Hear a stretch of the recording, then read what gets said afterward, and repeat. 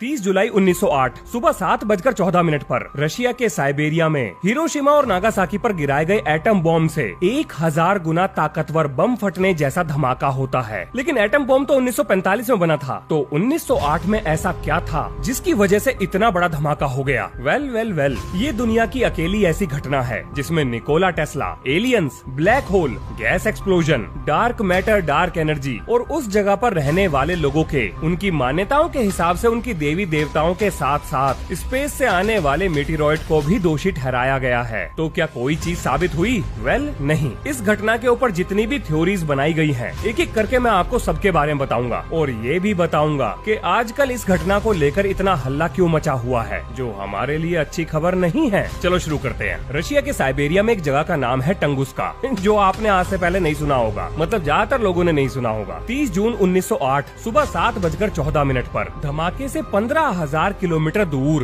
भूकंप के झटके महसूस हुए। धमाके से 10,000 किलोमीटर दूर बहुत तेज आवाज के साथ आकाश में लोगों ने मशरूम क्लाउड को देखा, जो अक्सर न्यूक्लियर एक्सप्लोजन के वक्त बनता है। धमाके से 8,000 किलोमीटर दूर लोगों ने आकाश में आग लगती हुई और बहरा कर देने वाली तेज आवाज सुनी। धमाके से मात्र 5,000 किलोमीटर की दूरी पर जो शॉकवेव पहुंची, उसने लोगों को हवा में उड़ा दिया। घरों के शीशे टूट गए, सामान बिखर गए, बहुत से लोग बेहोश हो गए। गनीमत इस बात की थी कि जिस जगह पर ये धमाका हुआ वो रिहायशी इलाके से कई हजार किलोमीटर की दूरी पर था और धमाके से 3,000 किलोमीटर की दूरी पर एक बूढ़ा चरवाहा अपनी भेड़ों को चरा रहा था और इस धमाके से पैदा हुई शॉकवेव ने उसे 15 मीटर हवा में उड़ाकर एक चट्टान पर दे मारा, जिसकी वजह से उसकी रीढ़ की हड्डी टूट गई और बाद में अपनी चोटों की वजह से उसकी मौत हो गई। ये सारी डिटेल जो मैं आपको बता रहा हूँ टंगुस्का इवेंट पर बनी हुई डॉक्यूमेंट्री में दी गई है और डॉक्यूमेंट्री का लिंक मैं आपको विज्ञान रिचार्ज के व्हाट्सएप चैनल पर दे दूंगा। अब आगे सुनिए। अब देखो, यहाँ पर रेडिएशन या आग लगने जैसी घटना नहीं हुई, लेकिन फिर इसे न्यूक्लियर धमाके से मतलब कंपेयर करके क्यों देखा गया और ये क्यों कहा गया कि ये जापान पर गिराए गए बॉम्ब से 1000 गुना ज्यादा ताकतवर था? तो जी उसका कारण है ये कि इसका असर यूरोप से लेकर एशिया हर जगह महसूस किया गया था और ये डॉक्यूमेंटेड है। चलो पूरी बात बताता हूँ। इस धमाके ने 2150 स्क्वायर किलोमीटर में जितने भी पेड़ खड़े थे सबको फ्लैट कर दिया था। या तो वो पेड़ पूरी तरह से जमीन पर लेट गए थे या फिर वो बिना पत्तों के, बिना टहनियों के, बिना किसी डाली के सीधे खंबे की तरह खड़े थे। इस धमाके की एक और खास बात थी, इस घटना के कई हफ्तों तक यूरोप और एशिया में रात के समय अंधेरा होना बंद हो गया था। लोग रात में न्यूज़पेपर पढ़ सकते थे। अब क्योंकि किसी मीटियोर यानी स्पेस से आने वाला वो पत्थर जो धरती की सतह पर जाके टकराएगा, उसके कारण रात को दिन में बदलने वाली घटनाएं नहीं होती। मतलब जब वो टकरा चुका है तो कई हफ्तों बाद आकाश में रोशनी कहाँ से आएगी? इसीलिए सबसे पहले इस मीटियोर वाली थ्योरी को खिड़की से बाहर उठा के फेंक दिया गया और उसके बाद पूरे सम्मान के साथ वापस भी उठाकर लाया गया। ऐसा क्यों हुआ ये मैं आगे बताऊंगा। और मीटियोर वाली थ्योरी को वैज्ञानिकों ने इसलिए भी सम्मान नहीं दिया क्योंकि घटना की जगह पर कोई भी गड्ढा नहीं था। अब अगर कोई पत्थर ताबड़तोड़ रफ्तार में जमीन से टकराएगा तो गड्ढा तो करेगा, और वो भी इतना बड़ा पत्थर जिसने 2000 किलोमीटर का एरिया बिल्कुल फ्लैट कर दिया हो, तो उसका कम से कम गड्ढा तो मिलना चाहिए।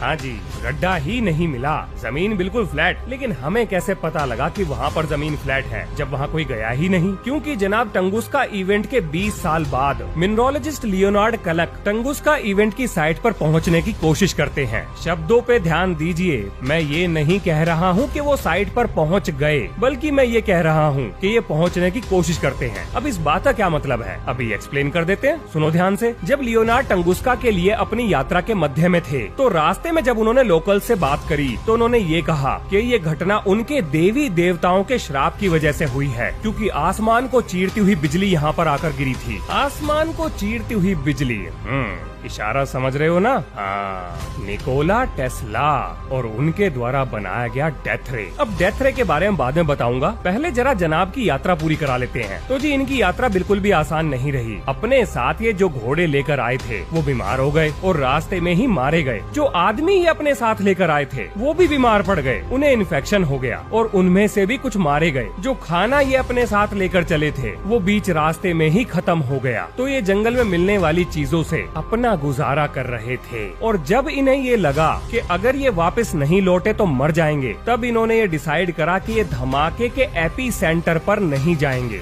यानी ये एग्जैक्ट लोकेशन से कई हजार किलोमीटर दूर आसपास मौजूद सबूतों को लेकर वापस चले जाते हैं। तो इनके द्वारा इकट्ठा किए गए सबूतों से आखिर क्या पता लगा? कुछ नहीं, हाँ जी, कुछ भी नहीं पता लगा, सिवाय इस चीज के कि धमाके का असर कितना बड़ा था। अब बात करते हैं टेस्ला के डेथ रे की। तो डेथ रे के बारे में जानने से पहले आपको 3-4 लोगों के बारे में पता होना चाहिए, जिनमें से पहले हैं जेपी मॉर्गन। अब ये कौन है? बस अब ये है पैसे वाली पार्टी। वार्डन क्लिफ टावर में टेस्ला जो भी एक्सपेरिमेंट कर रहे थे, उसके खर्चे का पर्चा इन्हीं के सर पे फट रहा था। दूसरी शख्सियत है एडमिरल रॉबर्ट पेरी। अब ये कौन है? तो जी ये अमेरिकी सरकार के कहने पर सारे साजो सामान को लेकर नॉर्थ पोल की तरफ जा रहे थे, मतलब किसी मिशन पर थे जिसको अमेरिकी सरकार ने डिस्क्लोज नहीं किया है। और तीसरे हैं निकोला टेस्ला, जो कह कुछ रहे थे और कर कुछ रहे थे, जिसका किसी को भी नहीं पता था। अब इन सारी कड़ियों को जोड़ते हैं। 1901 में निकोला टेस्ला जेपी मॉर्गन के पास जाकर कहते हैं, सुनो मॉर्गन भैया, पैसा करेगा ताथैया अगर तुम मेरे प्रोजेक्ट में पैसा लगाओगे तो। अब भैया पूंजीवादी सोच के धनी जेपी मॉर्गन निकोला टेस्ला से उनके प्रोजेक्ट के बारे में डिटेल मांगते हैं। जेपी मॉर्गन को टेस्ला बताते हैं कि उन्होंने लॉन्ग डिस्टेंस रेडियो सिग्नल भेजने वाला जुगाड़ बना लिया है और इसको चलाने के लिए बिजली की सप्लाई देने की भी जरूरत नहीं है, क्योंकि ये अपनी बिजली का जुगाड़ खुद कर लेगा। बोले तो वायरलेस इलेक्ट्रिसिटी। अब जेपी मॉर्गन को ऐसा लगता है कि अगर अमेरिका किसी युद्ध में हिस्सा लेता है तो जंग के हालातों में वो अपने इस एंटीना को सरकार को बेचकर खूब सारा पैसा बना सकते हैं। अब जेपी मॉर्गन ने निकोला टेस्ला से ये कहा कि भैया तुम्हारा ये लॉन्ग डिस्टेंस रेडियो सिग्नल भेजने वाला एंटीना काम भी कर पाएगा, ये कैसे साबित करोगे? मतलब मुझे कुछ तो ऐसा दिखाओ जिससे मुझे विश्वास हो सके कि अगर मैं पैसा लगाऊं तो मेरा पैसा डूबेगा नहीं। अब निकोला टेस्ला कहते हैं, मॉर्गन बाबू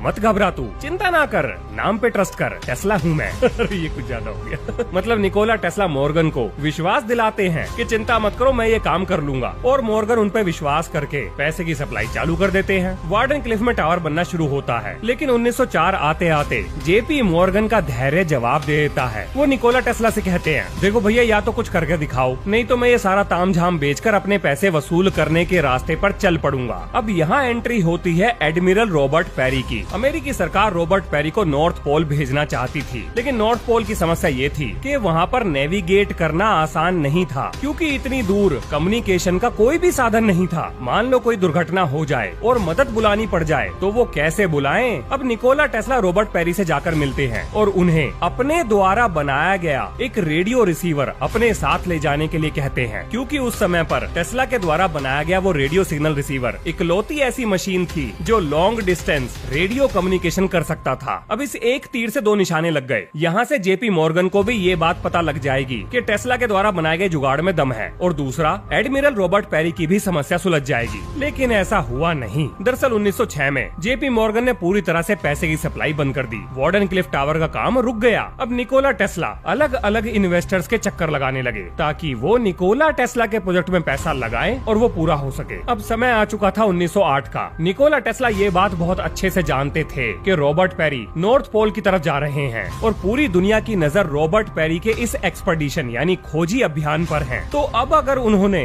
वायरलेस एनर्जी से जुड़ा हुआ कोई एक्सपेरिमेंट दुनिया को करके दिखा दिया जिसके गवाह रॉबर्ट पेरी बन जाएं, तो उन्हें उनके प्रोजेक्ट के लिए फंडिंग दोबारा मिलनी शुरू हो जाएगी। अब निकोला टेस्ला ने रॉबर्ट पेरी से कहा कि मैं एक एक्सपेरिमेंट करने जा रहा हूँ और तुम्हें सिग्नल भेजूंगा। रॉबर्ट पेरी ने पूछा, पर मुझे सिग्नल का पता कैसे चलेगा? निकोला टेस्ला ने कहा, चिंता मत करो, जब मैं सिग्नल भेजूंगा तो पूरी दुनिया को पता लग जाएगा। और निकोला टेस्ला ने अपनी मशीन चालू करके वार्डन क्लिफ टावर से एक बहुत जबरदस्त एनर्जी का बोल्ट नॉर्थ पोल की तरफ भेजा, लेकिन वो नॉर्थ पोल नहीं पहुंचा, वो कहीं और जाकर गिर गया। और अब आप समझ गए होंगे कि वो कहाँ जाकर गिरा था। क्या इस बात को किसी ने एक्सेप्ट किया कि टंगुस्का में जो भी हुआ वो निकोला टेस्ला के डेथ रे की वजह से हुआ था? वेल, बिल्कुल भी नहीं। लेकिन क्योंकि इतिहास के टाइमलाइन पर ये घटनाएं बिल्कुल सटीक बैठती हैं, इसीलिए ये भी एक थ्योरी दी गई है। ये भी एक थ्योरी मतलब क्या हुआ इस बात का? क्या कोई और भी थ्योरीज हैं? हाँ जी बिल्कुल, अभी तो एलियंस भी आएंगे, ब्लैक होल भी आएगा, सब आएंगे, सुनो आगे। वैसे आगे बढ़ने से पहले मैं एक चीज और बता दूं, जेपी मॉर्गन ने निकोला टेस्ला की फंडिंग इसलिए भी रोकी थी क्योंकि जेपी मॉर्गन ने कॉपर माइंस में जबरदस्त पैसा इन्वेस्ट कर रखा था। जैसे ही जेपी मॉर्गन को ये बात पता लगी कि निकोला टेस्ला अगर अपने एक्सपेरिमेंट में कामयाब हो गए तो दुनिया को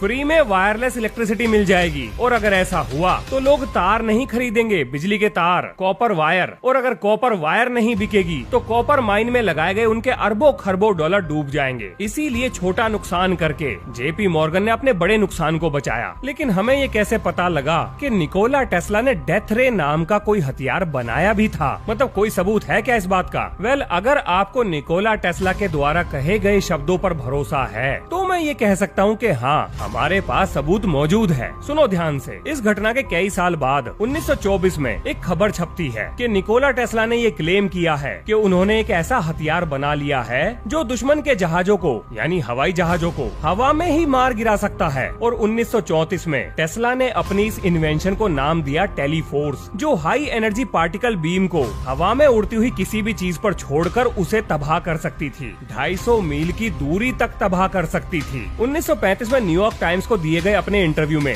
निकोला टेस्ला ने ये बात खुद कही है कि उन्होंने डेथ रे का प्रोटोटाइप बना लिया है, जिसे वेपन में बदलने के लिए उन्हें पैसे की जरूरत है। लेकिन अमेरिकी सरकार ने ऐसा अड़ंगा अटकाया कि किसी ने भी निकोला टेस्ला के प्रोजेक्ट में पैसा लगाने से मना कर दिया। और 1943 में निकोला टेस्ला इस दुनिया को छोड़कर चले गए, जिसके बाद उनकी रिसर्च और पर्सनल सामान को FBI ने सीज कर लिया। यहाँ तक कि उनके परिवार को भी उनका सामान नहीं दिया गया। अब चलते हैं टंगुस्का से जुड़ी हुई अगली थ्योरी पर। सोवियत राइटर और यूएफओलॉजिस्ट अलेक्जेंडर कजनेत्सेव ने एलेक्सी जोलोटोव के साथ मिलकर 17 साल की रिसर्च के बाद एक नई थ्योरी दी। और उनके हिसाब से ये धमाका इंसानों ने नहीं बल्कि एलियंस ने किया था। उनके हिसाब से टंगुस्का में एक एलियन क्राफ्ट क्रैश हुआ और वहाँ से वापस उड़ते समय एलियंस ने इंटरप्लैनेटरी वेपन से उस जगह पर ब्लास्ट कर दिया। अब इस धमाके को न्यूक्लियर टेस्ट से भी जोड़कर देखा जाता है। उसका कारण है कि न्यूक्लियर टेस्ट के बाद जो जियोमैग्नेटिक अनोमली पैदा होती है वो टंगुस्का में भी देखी गई है। और ये बात भी इन्हीं दोनों वैज्ञानिकों ने बताई है। अब ये थ्योरी कितनी सही है या कितनी गलत, ये मैं आप पर छोड़ता हूँ। कुछ साइंटिस्ट ने अपनी रिसर्च के बाद ये भी पाया कि अगर ये धमाका 5 घंटे बाद होता तो ये रशिया के सेंट पीटर्सबर्ग में होता, या फिर अगर 1 डिग्री भी इसकी ट्रेजेक्ट्री बदल जाती तो ये धमाका भारत और चाइना के बीच में होता। इस बात का मतलब ये भी निकलता है कि इस धमाके को बड़ी प्रिसाइसली नेविगेट करके एक ऐसे स्थान पे किया गया है जहाँ कोई नहीं रहता था, मतलब पेड़ पौधे और जानवरों के अलावा। 1973 में नेचर जर्नल में एक पेपर पब्लिश होता है जिसमें ये कहा गया कि एक ब्लैक होल धरती से टकराया, जिसकी वजह से ये एक्सप्लोजन हुआ। और इस थ्योरी को देने वाले कोई छोटे मोटे लोग नहीं थे, बल्कि ये theory centre for relativity university of Texas से आई थी। इस थ्योरी में ये कहा गया कि ब्लैक होल टंगुस्का से जाके टकराया और धरती के नॉर्थ अटलांटिक रीजन से बाहर निकल गया। यहाँ पर इस बात पर भी जोर दिया गया कि टंगुस्का में एंटी मैटर और मैटर के बीच में कोलिजन हुआ था। जैसा कि हम जानते हैं कि जब मैटर से एंटी मैटर टकराता है तो वो अनाइलेट हो जाते हैं, यानी खत्म हो जाते हैं। लेकिन खत्म होने से पहले जबरदस्त एनर्जी पैदा होती है। तो टंगुस्का में जो धमाका हुआ था वो इसी एनर्जी की वजह से हुआ था, ऐसा भी बहुत सारे वैज्ञानिक मानते हैं। अब इसके बाद एंट्री होती है ऑथर जूल्स वर्न्स की। इन्होंने ये कहा कि टंगुस्का के नीचे मीथेन गैस का भंडार था, जिसका प्रेशर जब वहाँ की जमीन नहीं झेल पाई तो वो गैस बाहर निकल आई और उस गैस के ऊपर जब बिजली गिरी तो उसकी वजह से ये धमाका हुआ। लेकिन जमीन में कोई गड्ढा नहीं हुआ, यही तो सबसे बड़ी समस्या थी। जमीन पे कोई फर्क नहीं पड़ा था। अब इसके बाद नासा की एंट्री होती है। नासा ये कहता है, क्या भैया हो गया तुम्हारा, अब हमारी भी सुन लो। नासा के हिसाब से ये था एक मीटेओराइट जो ठोस नहीं था। मतलब अगर कुल मिला के कहानी बनाई जाए तो वो ऐसी थी, एक मटेरियल जो कि ठोस नहीं है, उसके चारों तरफ बर्फ का पहाड़ है। तो जब वो एटमॉस्फेयर से आया सारी बर्फ पिघल गई, लेकिन मटेरियल अंदर एंट्री कर गया। लेकिन वो मटेरियल टंगुस्का से लगभग 1 किलोमीटर की दूरी पर, मतलब ऊंचाई पर, एक धमाके के साथ फटता है और धूल बन जाता है। तो उस धमाके से पैदा हुई शॉक वेव के कारण टंगुस्का इवेंट हुआ था। और क्योंकि वो पूरी तरह से धूल बन गया, इसीलिए जमीन पर कोई भी फर्क नहीं पड़ा। अब क्या ये हो सकता है? तो जी ये निर्भर करेगा कि आपको नासा की बात पर कितना यकीन है। लेकिन नासा यहीं पर नहीं रुका, उसने कुछ और भी बताया। नासा के हिसाब से इस तरह के पत्थर हर 300-400 साल बाद धरती पर गिरते ही रहते हैं। इस बात का मतलब ये हुआ कि कोई न कोई पत्थर धरती की तरफ जरूर बढ़ रहा होगा, जो भविष्य में जरूर टकराएगा। अब सवाल ये नहीं है कि ये होगा कि नहीं,